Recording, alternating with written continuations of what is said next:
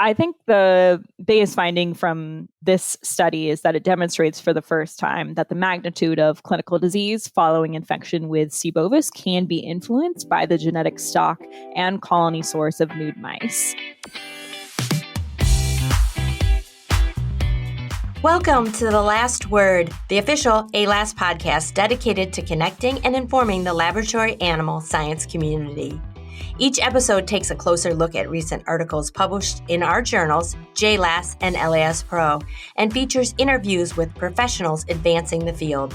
I'm Jennifer Smith, your host. As a laboratory animal veterinarian and the Director of Education and Scientific Affairs at JAALAS, I look forward to sharing these conversations with you. Let's discover something new together.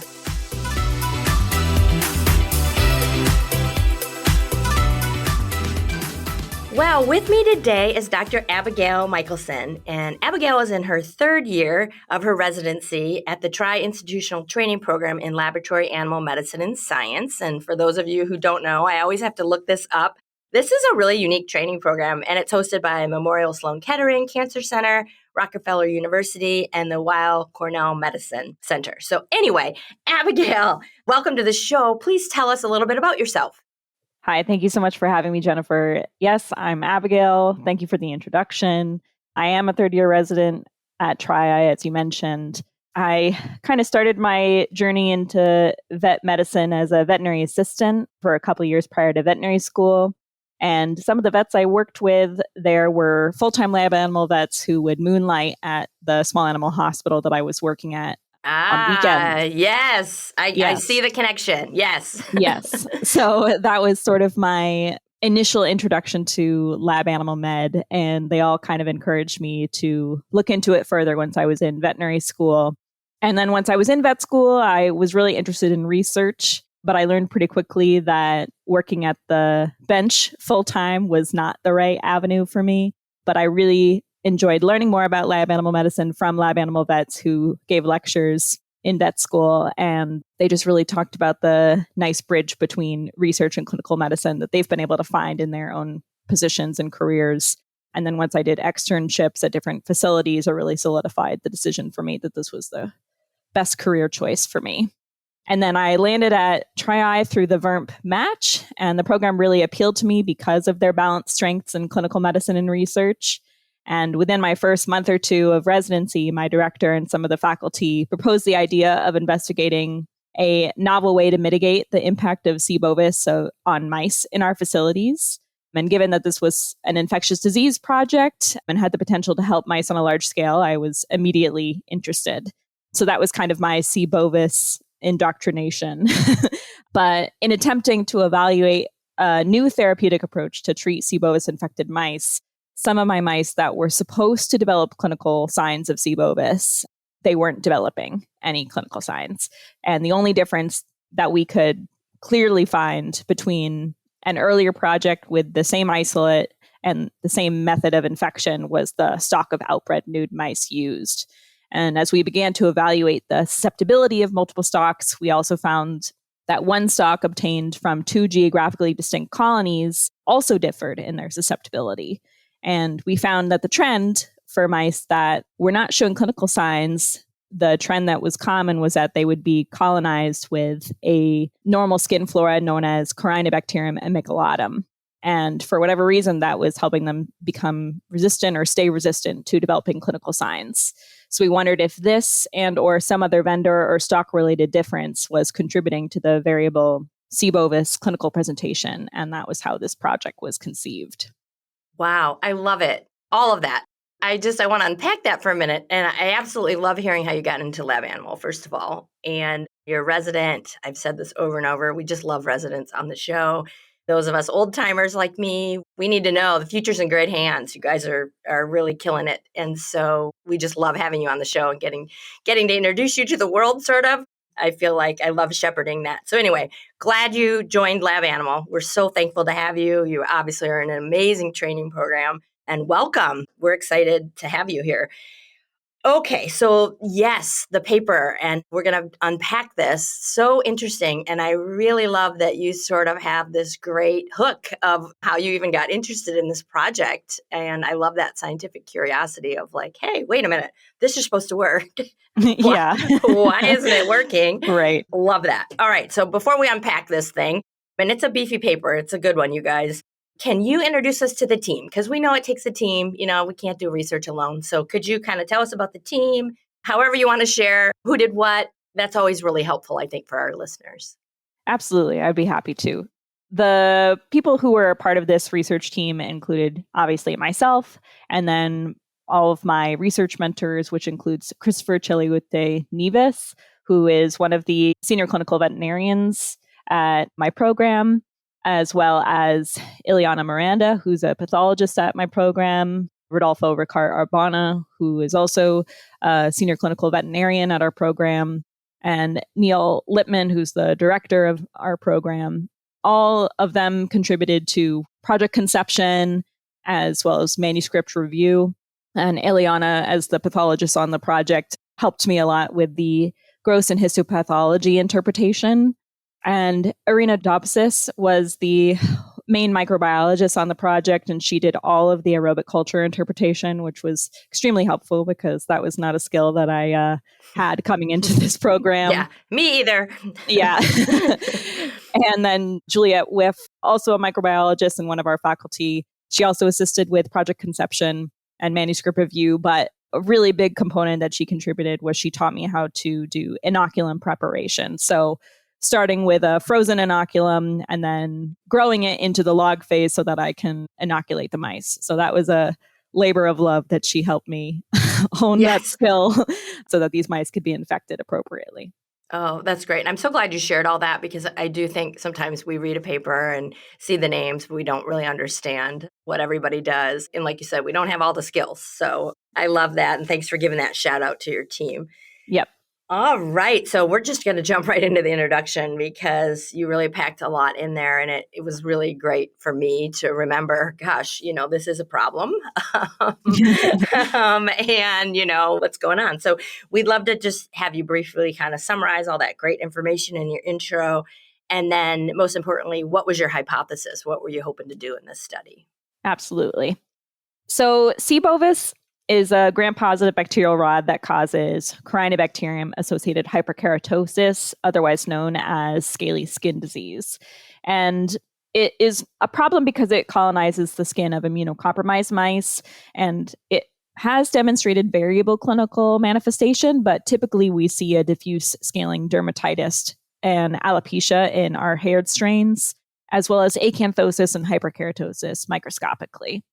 Nude mice typically present 6 to 10 days post-infection and resolve 12 to 17 days post-infection. And NSG mice typically present within 2 to 3 weeks of infection, and they very realistically will not resolve without some antibiotic intervention or some other type of intervention. The severity of clinical presentation is impacted by many factors, including the age of onset. Christopher Manuel and his team released a paper just this past year that found that younger mice who are 6 weeks of age compared to 10-week-old mice are actually going to be more susceptible to disease than the 10-week-olds, as well as the strain of bacteria, so which isolate that you're using. And as mentioned in this study, the stock or colony source can also impact the severity of lesions that we see. Variable efficacy has been found with antibiotics as treatment/containment, but there's obviously different considerations with long-term antibiotic use that may or may not be feasible depending on the study, depending on the size of the vivarium that's trying to implement that. And then maintaining C. bovis free mice can be effective, but it's very cost and labor intensive. So our hypothesis going into this was that the genetic stock or vendor source influences clinical and or histopathologic outcome of C. bovis infection. Oh, great. Thanks for wrapping that up. So quickly, because there's a lot of information in there, and I really appreciate that. And I know our listeners do too. And thanks for calling out Chris's paper too. I recall that being really informative as well. Yeah. And I love how you tie that in of kind of like, okay, we know this part now. How do we get to this part, which is what you're looking at? So I appreciate that. All right, so let's just jump into your study design. This is where our listeners just love to know the details. So anything that, was kind of interesting that you could share as far as the methodology, how you set things up. We always talk about the sex used and sometimes the decision to use one sex versus two. And so if you want to share anything on that, that would be great. And then anything else, specialized equipment, anything that would be helpful for our listeners would be great. Sure. We did specifically choose to use all female Athymic nude mice. The reason for using all females or only females is because of the known propensity of male mice to fight and the concern that the fight wounds would influence the ability for me to interpret and for the pathologist to interpret gross and histologic skin pathology from C. bovis infection. So minimizing the chance of skin-related issues was sort of the main focus there. But we sourced from 3 separate vendors, and one of those vendors was from 2 geographically separate locations. We chose 3 vendors that are commonly used in lab animal medicine, and one of them was used by a previous resident in my program who had done a C. bovis project as well, in which he evaluated various C. bovis strains. So we wanted to include that one specifically just for continuity. And as far as our sample size, we used 6 mice per vendor who were directly inoculated with a high dose of a known pathogenic isolate of C. bovis. This was the same methodology as my colleague. We then evaluated each group for 2 to 4 weeks. And one vendor was followed out for not only 2 weeks, but also 4 weeks with 6 mice per time point to evaluate the potential of a delayed clinical presentation.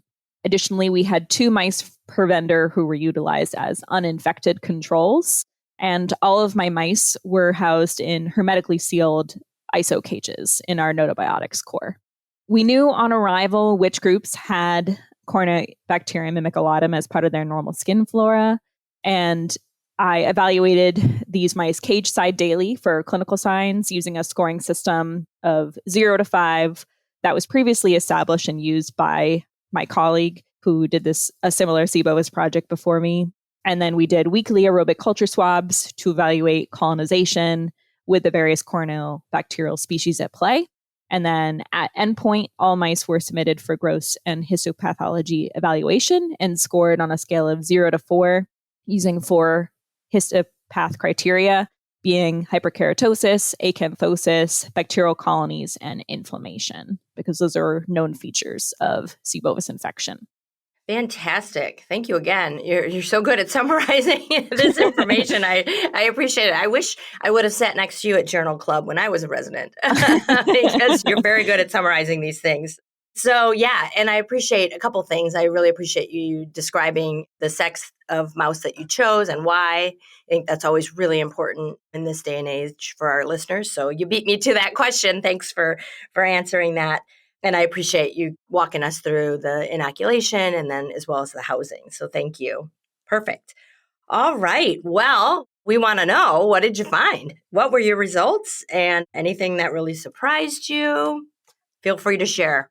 So I think this is the most exciting part of the manuscript. Yes. But clinically, we saw that mice who were infected with C. bovis and also colonized with Corynebacterium-Associated had a markedly reduced clinical presentation or no CAH whatsoever, as compared to mice who were not colonized with Amiculatum and were infected with C. bovis. One kind of curiosity, or a thing that I am still curious about that I'm not 100% sure why this is the case, but mice who were positive for Amiculatum on intake did not consistently culture positive for Amiculatum throughout the course of the study. And I'll sort of get into that with the discussion a little bit, but I guess I'll leave that as a little... Yeah, a teaser there. Yeah. Yeah, leave it there. A little teaser. Keep listening, people. I'll pick it up. I promise. Okay, great. Okay. And in contrast, all mice infected with C. bovis remained colonized with C. bovis, regardless of whether they presented with clinical signs. So that 100% colonization remained true for C. bovis. As far as skin pathology, so again, these mice were assessed at either 14 or 28 days post-infection, at which point all mice except for one mouse from one stock assessed at the 14-day time point had no clinically observable lesions. And again, I'll touch on that in the discussion section, but the cumulative histopathology scores for all C. bovis infected mice were roughly 3 to 5-fold higher than those of their respective controls, so mice that were uninfected with C. bovis. although these differences were only significant for one of the stocks. However, all individual components of the scoring system, so just hyperkeratosis, just acanthosis, bacterial colonies, inflammation, etc., those individual components were significantly higher. And we think this ended up just being a power issue. But we weren't trying to see are C. bovis infected mice going to have worse histopathology than controls, because we already know that's the case. So that's why we weren't as focused on having the appropriate end to answer that question. But all mice, including controls, had inflammation. However, the magnitude of inflammation, although relatively mild, was statistically more severe in C. bovis infected mice.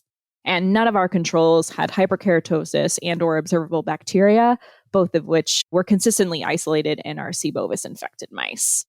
So yeah, that's the long and short of the results. Yes, that is fantastic. And again, your concise summary is amazing to me. It's just a lot of detail to unpack there. So I definitely appreciate that. You have a true skill at that.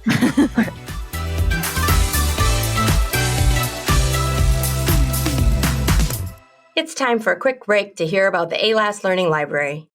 Hey, are you ready to elevate your team's knowledge and skills in laboratory animal science? Well, the JAALAS Learning Library is your one-stop solution for comprehensive training.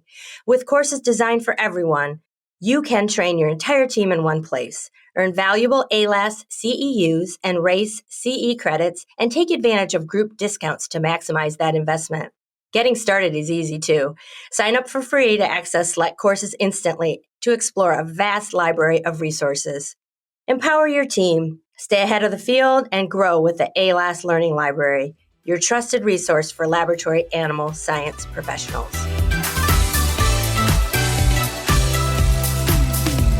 All right, so let's talk about your discussion, because that's always the beefiest part of the paper, the one we all flip to, but yeah, have at it. Okay. Tell us everything. Okay, sounds good. So I think the biggest finding from this study is that it demonstrates for the first time that the magnitude of clinical disease following infection with C. bovis can be influenced by the genetic stock and colony source of nude mice. And I emphasize stock because a former resident of my program, Jerry, he did look at various strains of mice. Like he looked at strains and stocks. He looked at different immunocompromised strains and stocks.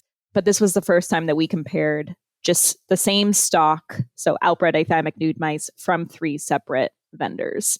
So I just wanted to emphasize that point. Yeah, no, I appreciate that. Thank you. Yeah. That's an important part. Yeah. So what we were hoping a possibility is that it is plausible the replacement of a susceptible with a resistant nude mouse stock could reduce or eliminate the development of clinical signs following C. bovis infection. And while this is plausible, it is important to recognize that only a single C. bovis isolate was evaluated in this study, and the differences in sensitivity to this isolate may not translate to other isolates circulating in a colony. The presence of Amiculatum, either alone and or in combination with other microorganisms, appears to mitigate the clinical presentation of CAH, as most mice used in the study that were colonized with Amiculatum did not present clinical signs following experimental inoculation with the pathogenic C. bovis isolate we used. So this kind of forced us to ask the question, are the resistant stocks more resistant to clinical presentation of C. bovis because of colonization with CA and or other microbiota components? Or is it their genetic background? Or is it a combination of all of those factors? And unfortunately, we do not know for sure. We didn't know that this question would come up when we designed the study. Right, of course. But it's exciting that it did came up. I'm glad it did. And one of my colleagues is actually trying to elucidate this answer right now and is currently trying to make some axenic mice and then evaluate the role of microbiota versus genetics and nice how all of that is at play here. But I think that's sort of the importance of studies like this and just research in general, is not just to answer the question you sought out to answer, but see what questions come up in the process. Oh, there's your soundbite right there. I love it. You have definitely hit on it. Yes, I love that. And I think a challenge that we found, and I think other people who've found who study skin, at least the skin microbiome, is that in humans, they've found that numerous challenges with evaluating the skin microbiome because it's irregularly distributed. some durable organisms are very unstable in how often they are present, and just the impact of the environment on the skin microbiome. And additionally, there was a recent review paper that described various factors that influence the gut microbiome of lab mice. And that has so many factors, like Right. including animal source, transport stress, caging, diet, and the time interval between arriving at a facility and the initiation of experiments. And I'm sure a lot of those, or potentially all of those factors, are at play for the skin microbiome as well. Right. That was something that I really was hoping you would hit on as well. And I'm sure our listeners would want to know that too. Like, it would be so great to know how well those gut versus skin, how well those coordinate or not at all. Yeah, because I think the gut microbiome has been studied a little bit more and potentially is a little bit easier to evaluate, just as far as how you collect samples for it. Yes. But I think it's definitely possible. But it does make sort of evaluating the skin microbiome and its role a little bit more difficult because of that variability and all the factors at play. So the reduction in CAH that was observed clinically was not appreciated histologically, as all of our C. bovis infected mice, regardless of stock or the geographical site from which the mice were obtained, demonstrated histopathologic features of CAH, and their total histopathology scores were higher than their respective uninfected controls. However, and this is sort of what I was alluding to earlier, but it is important to recognize that all of the mice, except for one with a low clinical score at euthanasia, that developed clinical disease were euthanized and their skin was evaluated after their clinical disease had resolved. And just based on some pilot work I did, had these mice been evaluated histologically and grossly at peak clinical signs, their histoscore would have been significantly higher compared to once it's resolved. So that's kind of an important finding that I have found in my various studies surrounding C. bovis. I'm glad you mentioned that as well. Thank you. Yeah. So because it's a study, there's obviously some limitations. Sure. I was the only investigator as far as the cage side evaluations, scoring the clinical lesions, and I was not blinded to the groups. So while I did my best to not have any biases and not alter, how I was scoring in any way, I'm sure that's a limitation. The scoring system we use was well defined and it was pretty clear cut, but there's always a little bit of a limitation there when only one person is doing the scoring. Sure. Always better to have more brains at work. In addition, only aerobic microbiology was used to detect both the Corynebacterial species here.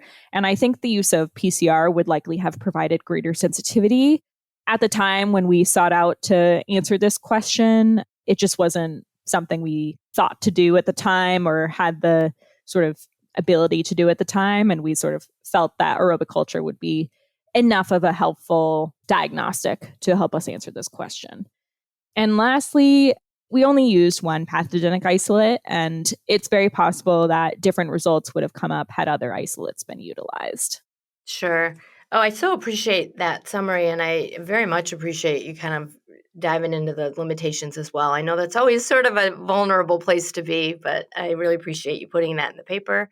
I know our editors appreciate that. And just being able to talk about it, I think, is really helpful. So for anyone listening that's trying to, kind of design something similar, let's learn from each other, right? So I appreciate that. All right. Well, I feel like, gosh, we're really cooking through this, but we have to wrap it up. I'm sorry. I've really enjoyed this. We do ask one final question of all of our guests. And if you listen to the podcast long enough, you probably could figure out what that question will be.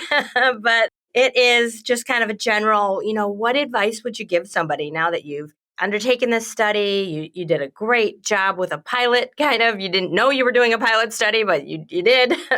You had that pilot experience, I should say, and now you've done this great study. So what advice would you give somebody that is like, hey, I'm going to be doing some work in Corynebacteria and or CAH-prone mice. What stock should I select? Yeah, so I think this is a little bit dependent on the goal of the project, but regardless, it's probably best to pick the most utilized strains and stocks in your colony to make sure the results are applicable and going to directly benefit the facility that you're in. I wish I could say there's one stock that's the best and is always going to be resistant to C. bovis infection, But just given everything I've read about the variability of the skin microbiota, I don't know if stock B is always going to be resistant. Sure. So I think there's some variability there that makes me hesitant to sort of say one stock or strain over another. But I think a big help is knowing the normal skin flora of your mouse strain or stock prior to using it in C. bovis work, because the clinical presentation does appear to be so multifactorial, with the role of the genetic stock, the skin flora, or both playing a role. Really, really important part there. So I appreciate that advice very much. All right. Well, we have come to the end, my friend. Gosh, I just want to thank you so much, Abigail, for being on the show today. And wow, I have so much to say. You give me so much hope for our profession. You have just a very unique ability to transcend a lot of really tough scientific jargon and information and put it into a really succinct package. And that is a skill, and we appreciate that very much. So if you're looking for a side gig and you want to be a podcast host about scientific papers, I think you've got your side gig lined up. Good to know. Good to know. Good to know. I find every interview I do, I find a little side gig for the guest because people have so many different skills in life. And I guess that's what makes this job so fun. But I've definitely identified your skill. And in all seriousness, you are a third-year resident. You're in an amazing training program. And I just think your future is so bright. I'm excited to see where you end up. And I will not be surprised to see you end up just doing amazing work in the future. So this is a name that we're going to hear more of. Well, thank you so much. It was really fun to join you today. Of course. And thank you again for submitting your paper. We loved it. Please submit more. Oh, yes. There's more on the way. Okay, good. And your colleagues too. Yes. We're excited to hear more and see more in the journal on these follow-ups. So thank you. All right. That's it for today. Thank you. Thank you.